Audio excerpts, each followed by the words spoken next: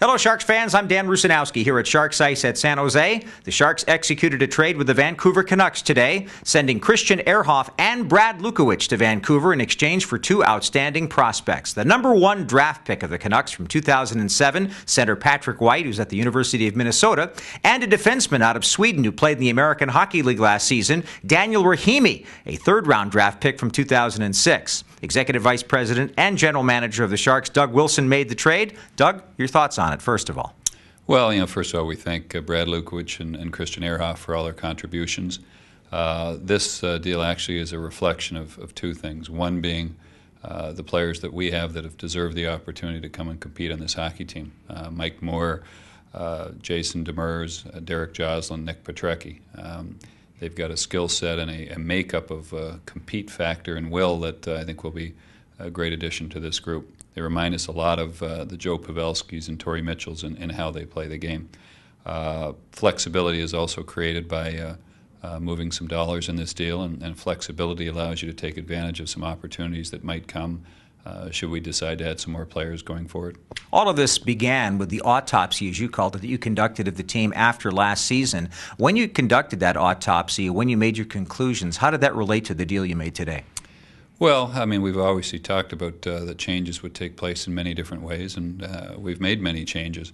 But a lot of it is going to come from the change or the evolution of a group of players in this hockey team, and how much last year bothered them, how tough this summer was, and how they come back to camp ready to get to the next level. But we've got a group of players that have been here for several years in the mid-range age group that it's time for them to step up and get to the next level, and we think they will. The Joe Pavelskis, the Ryan Close, the Milan Mihaliks. Isn't the essence of it you've created a great deal of competition within this move? Well, competition is a great motivator, and guys that have come into this organization, worked their way up.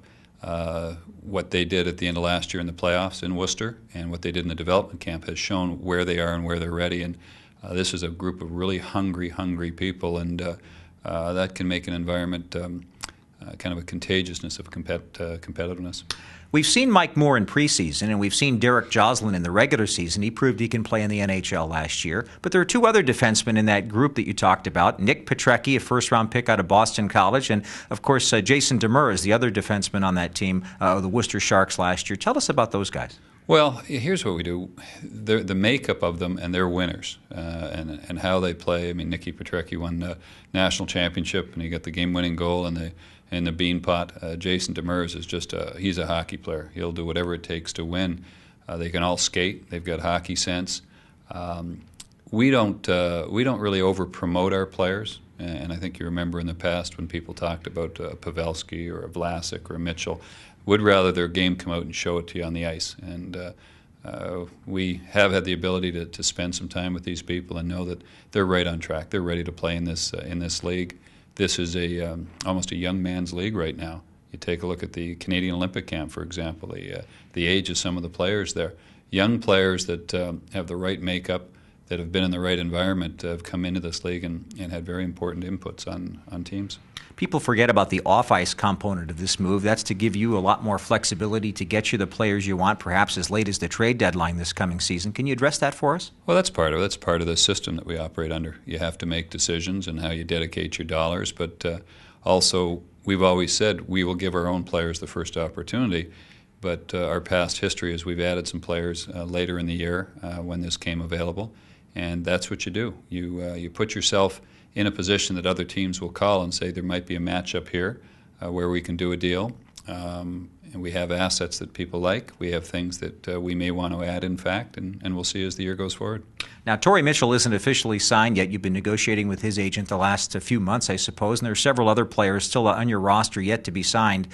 Does this give you the flexibility to complete some of that? Well, most of it is pretty well done anyhow. We're just crossing the T's, dotting the I's on a couple of deals. But this was something that we knew that the cap compliance was not going to be an issue for us. I think for a team going into the season or the beginning of the season with those issues, it could be troubling. It limits your ability to look at other opportunities. We knew that we would have everybody signed and ready to go with a competitive camp and with the ability to add players or add pieces as we see fit going forward. Now, there's no way to tell as to whether there are any more moves in the store because you aren't on the phone yet talking to anybody, but I just wondered how productive have your conversations been with a lot of general managers in the league as it pertains to coming up in the season?